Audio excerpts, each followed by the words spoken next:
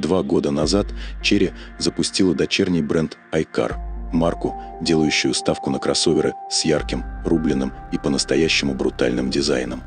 До недавнего времени в линейке бренда были лишь компактные электромобили, заточенные под город. Теперь же iCar делает шаг в крупную лигу и показывает свой флагман – полноразмерный кроссовер с увеличенным запасом хода V27. Интересно, что впервые модель показали не в Китае, а в Объединенных Арабских Эмиратах, где она дебютировала под международным именем iCore. Такой выбор локации явно намекает: бренд нацелен не только на домашний рынок, но и на серьезную глобальную экспансию. В Китае премьера iCore V27 состоится 21 ноября на автосалоне в Гуанчжоу. На родной рынок новинка выйдет до конца года, скорее всего, сразу после дебюта на выставке.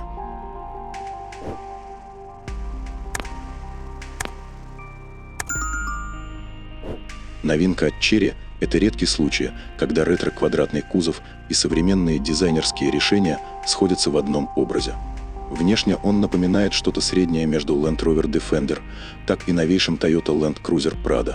Тот же брутальный силуэт, прямые линии и ощущение мощи. Важно понимать, несмотря на брутальную внешность, перед нами не рамный проходимец, а кроссовер с несущим кузовом, созданный скорее для эффектного повседневного использования, чем для покорения бездорожья. Будучи флагманом суббренда Chery, кроссовер получил фирменный агрессивный стиль, мощные бамперы, широкие накладки на колесных арках и прямоугольная оптика, обрамленная яркими светодиодными ходовыми огнями. Сзади вертикальные фонари и классическая откидная дверь багажника, на которой может висеть либо запаска, либо аккуратный кофр на выбор владельца. Крыша выполнена из 2 прямоугольных стеклянных панелей, почти полностью покрывающих ее длину. Топовые версии получат лидар на крыше и мощный чип Garrison Robotics. Это откроет доступ к более продвинутым ассистентам водителя и добавит этому брутальному кроссоверу по-настоящему интеллектуальный характер. Габариты у модели такие: длина 4909 мм, но с полноразмерной запаской вместо кормового кофра автомобиль растягивается уже до 5055 мм.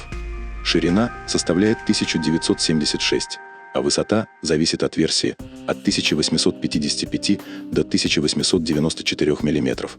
Колесная база 2910 мм. Такие размеры уверенно отправляют модель в категорию полноразмерных кроссоверов, а значит, салон обещает быть по-настоящему просторным. Дорожный просвет производитель пока не раскрывает. Автомобиль оснащается колесами на 19 или 21 дюйм, а его снаряженная масса достигает 2084 килограммов. V27 получил последовательную гибридную установку, где 1,5-литровый турбомотор на 156 сил работает исключительно в роли генератора. Он вообще не связан с колесами, всю тягу обеспечивают электромоторы. Это делает работу ДВС максимально стабильной и эффективной. Термический КПД достигает 44,5%, а уровень шума не превышает 61 дБ. И главное – надежность. В испытательных циклах этот двигатель прошел свыше 1 000 000 километров без отказа. Модель будет доступна как в переднеприводной версии, так и в более динамичном полном приводе, причем последняя будет развивать суммарную мощность 455 лошадиных сил. Отдельное внимание инженеры уделили аккумулятору, ключевому элементу любого последовательного гибрида. В V27 батарея создана по 4 базовым принципам: максимальная безопасность, проверенная надежность, сверхбыстрая зарядка и способность работать в любых климатических сценариях. Температурный диапазон от суровых -35 до жарких +60 градусов. По предварительным данным, кроссовер способен проехать на чистой электротяге около 200 км, а суммарный запас хода превышает 1000 км.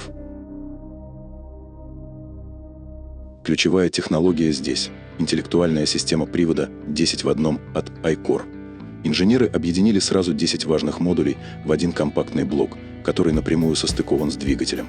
Такое решение позволило сделать систему на 27% компактнее, на 21% легче и на 37% мощнее, доведя пиковую эффективность до 95,17%. А что это дает водителю? Проще говоря, лучшая управляемость, меньший расход энергии и, как результат, увеличенный реальный запас хода. Хотя производитель еще не раскрыл интерьер новинки, шпионские снимки тестовых прототипов уже приоткрыли занавес. В салоне цифровая приборная панель, аккуратно встроенная в переднюю консоль, и крупный отдельный сенсорный экран мультимедиа. Под ним разместился ряд физических кнопок для самых важных функций. Удобно и интуитивно.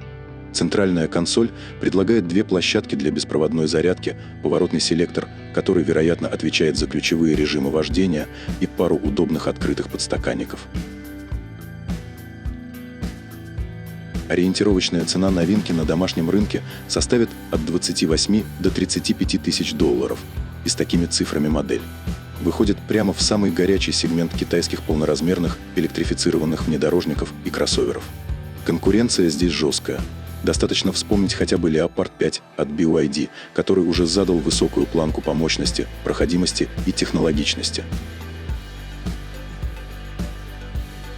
Выход V27 обещает стать одним из самых заметных событий в конце года на китайском рынке кроссоверов. Здесь сошлись три ключевых фактора: разумная цена, брутальный дизайн и передовые гибридные технологии. В сегменте, где доминируют сильные игроки, новичку придется доказывать свою состоятельность не только цифрами на бумаге, но и реальными возможностями на дороге. Однако у новинки есть своя козырная карта – сочетание большого размера, современного электропривода и цены, которая ощутимо ниже, чем у многих конкурентов. В условиях, когда китайские покупатели становятся все более требовательными и внимательно считают каждый юань, такое позиционирование может сыграть решающую роль. И если V27 оправдает заявленные характеристики, он способен не просто расширить линейку бренда, а реально изменить расстановку сил в одном из самых динамичных сегментов китайского автопрома. На этом у нас все, но впереди еще много интересного. Друзья, ваш лайк и подписка – это как полный бак для нашего канала. Поддержите нас, чтобы мы продолжали радовать вас новыми обзорами. Делитесь своим мнением в комментариях, это помогает нам делать контент еще интереснее. Желаем вам только удачных дорог, полного бака и комфортных поездок. Оставайтесь с нами, до скорой встречи на канале.